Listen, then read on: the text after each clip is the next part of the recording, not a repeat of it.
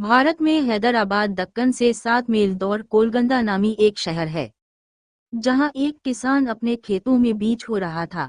सुबह का वक्त था। इलाके का नवाब सैर करता हुआ वहां से गुजरा। किसान को मेहनत से काम करते हुए देखकर नवाब ने सोचा कि किसान से उसकी खैरियत दरियाफ्त करनी चाहिए। वो घोड़े से उतरा और खेत के किनारे पहुंचकर किसान से पूछा, क्यों भाई, खेती बाड़ी में तुम इस कद्र मेहनत करते हो, कितना कुछ कमा लेते हो, कुछ फायदा भी होता है या नहीं? किसान ने सर उठाया और नवाब से कहा, फायदा किया जनाब। फसल कटने के बाद उसके 4 हिस्से कर लेता हूँ। नवाब ने फिर पूछा, अच्छा तो उन चारों हिस्सों को खर्च कैसे करते हो? किसान ने जवाब दिया, एक हिस्सा तो हुकूमत के टैक्स में चला जाता है, दूसरा हिस्सा कर्ज चुकाने में ख़त्म हो जाता है, तीसरा हिस्सा उधार देता हूँ और बाकी चौथा हिस्सा यूं ही लौटा देता हूँ। नवाब को किसान की ये अजीबोगरीब बातें सुनकर बहुत तज्जुब हुआ। हैरत से पूछा, तुम्हारी बातें मेरी समझ में नहीं आए, साफ साफ बताओ।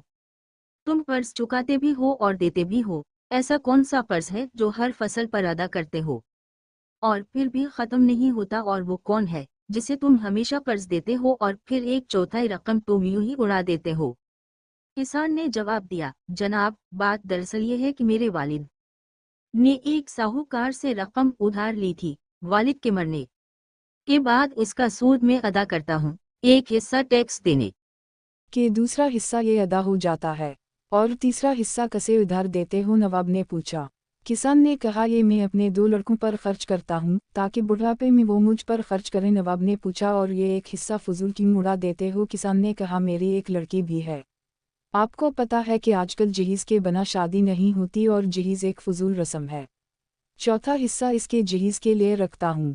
मेरी नज़र में ये रकम लिटाना ही हुआ। नवाब इसकी मदलल गुफ्तगू से बहुत मुतासिर हुआ और एक बड़ी रकम उसे इनाम के तौर पर देकर रुखसत हो गया।